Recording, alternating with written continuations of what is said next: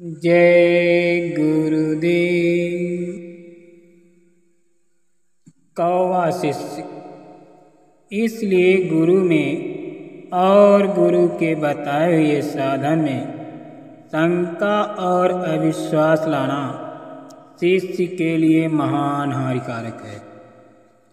तो जो जल्दी ही अथवा तुरंत ही अपनी बुद्धि पर गुरु को तौलना चाहते हैं, उन्हें इस जल्दबाजी से बचने की जरूरत है। ऐसों को संतों के यहाँ कौवा शिष्य कहा जाता है। यदि मोहन भोग और विष्ठा एक ही जगह पर रखे हों तो कौवा अपनी चोंच मारकर मनमानी चीज यानी विष्ठा को पसंद करता है और जाकर चोंच बढ़ा देता है। कभी कभी ऐसी दशा भी बीच में आ जाती है। मन की आसुरी शक्तियाँ भी साधक को बीच में दबोच लेती हैं। गुरु अथवा सत्पुरुष की ओर से श्रद्धा उसकी हटा लेती है। उस समय मन बेकाबू हो जाता है और सब कुछ उससे छुड़ाकर उसे घृणा के फंदे में फंसा लेता है। गुरु का सोना। गुरु सृजनहार है, हर किसी पर दया करता है। गुरु की अगम नीति को जीव नहीं जान सकते। जानकर सतगुरु हर प्रकार का नाटक इस जगत में कर जाते हैं और हर प्रकार के जीव को संस्कारी बना जाते हैं। गुरु चैतन्य पुरुष होते हैं, कभी सोते नहीं हैं। उनकी निंद्रा श्वान की सी होती है, आनंद में लय हो जाते हैं। यही उनका सोना होता है। दिन भर जीव हित के लिए महापरिश्रम करते हैं, रात्रि में अपने देश में पहुंच जाते हैं। यही गुरु का सोना है। घट घट की आवाज़।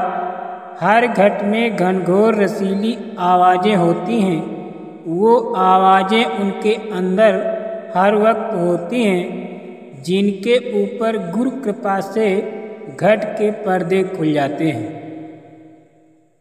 गुरु कृपा का पात्र शिष्य सदा घट की धुनों को सुनता रहता है और जो रस धुनों के द्वारा आता है उसी रस में सूरत तृप्त रहती है। सूरत की ताकत में मन हरा भरा रहता है और इंद्रियां शांत शीतल रहती हैं, जिससे संसार के दोष नहीं आने पाते। गृहस्थियों को शिकायत रहती है कि मेहनत के समय याद नहीं कर पाता हूँ, क्योंकि जब तन मन लगाकर संसार का काम करता हूँ तब कहीं संसार की कामना की पूर्ति हो पाती है। यही विचार सत्य नहीं है।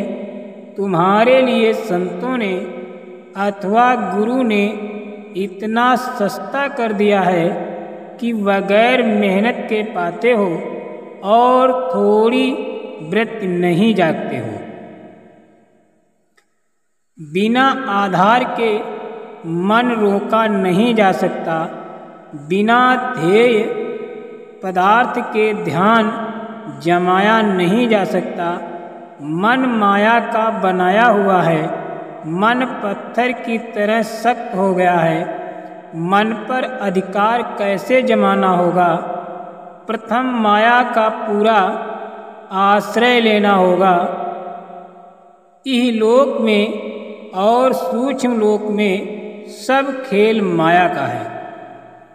जो भी शरीर है वो माया का बनाया हुआ है। सारे शब्द और रूप माया के बने हुए हैं। निराकार की कोई कल्पना नहीं। वहाँ ध्यान और धारणा कहाँ हो? इसलिए इस काम के लिए निराकार भी कोई न कोई कल्पित मूर्ति बनाता है, पर वो साकार उपासकों की तरह नहीं बल्कि सूक्ष्म होती है। इसका एक लाभ भी है, जैसे वस्तु का ध्यान किया जाता है वैसा अंतःकरण बनता है। इस सूक्ष्म जात या शब्द के ध्यान से वो एकदम सूक्ष्म मंडलों में पहुंच जाता है और गुरु के बल से शीघ्र प्रकाश आ जाता है। अंतरी प्रकाश से ही उसे यानी साधक जो है ज्ञान मिलता है। उसी ज्ञान का परिणाम शक्ति आनंद है, तस्वीरों से रस नहीं। दुनिया वाले अब सिनेमा के अंदर जाकर स्त्रियों की नकली छाया पर आशिक हैं और उन्हीं की सूरतों में जो आर्टिफिशियल तस्वीरों पर हैं अपनी आँखों को गड़ा रहे हैं। अपनी आँखों से उन नकली सूरतों को देखते देखते उन्हीं का तत्रूप हो जा रहे हैं।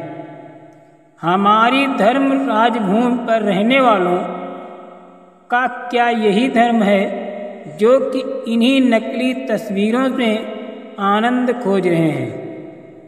हरगिज नहीं, अपना अमूल्य समय नाहक गुजार रहे हैं और मनुष्य होते हुए अपनी दिनचर्या जानवरों जैसी करते जा रहे हैं। ये नहीं जानते कि ये मनुष्य जन्म बड़े भाग्य से पाया है, इसे वृथा बर्बाद नहीं करना चाहिए। क्या आगे तुम्हें पछताना नहीं होगा? तुम पछताओगे और मरना जरूर होगा। मौत तुम्हारे सिर पर अपना सामान लेकर खड़ी है। तुम समझते हो कि हम पर मौत नहीं आवेगी? मौत जरूर आवेगी। जिनकी अवस्था जीर्ण हो गई हो वो जीवात्मा परमात्मा की याद नहीं कर सकता। एक तो उसने सांसारी साधन वासनाओं के सारे जीवन किए हों और अंत समय पर चाहे कि हमारी वासनाएं पूरी हों, इस पर यदि उसे सत्संग भी न मिले तो वो वृद्ध इस दुनिया में आकर परमात्मा को नहीं पा सकता। उसको चाहिए कि अपने घर पर ही महात्माओं को बुलावे और ध्यान देकर सत्संग सुने, समझे कि अब मुझे दुनिया से जाना है। इस प्रकार महात्माओं से समझौती लेकर और उनकी कुछ कृपा से भाग्य बनेगा। नहीं तो 84 जरूर जाना होगा। बगैर गुरु के गति हरगिज नहीं मिलेगी। साधन में बाधक भाव। तुम्हारे अंदर हर वक्त शब्द होते रहते हैं। गुरु अंदर के शब्दों को क्यों नहीं सुन पाते हो?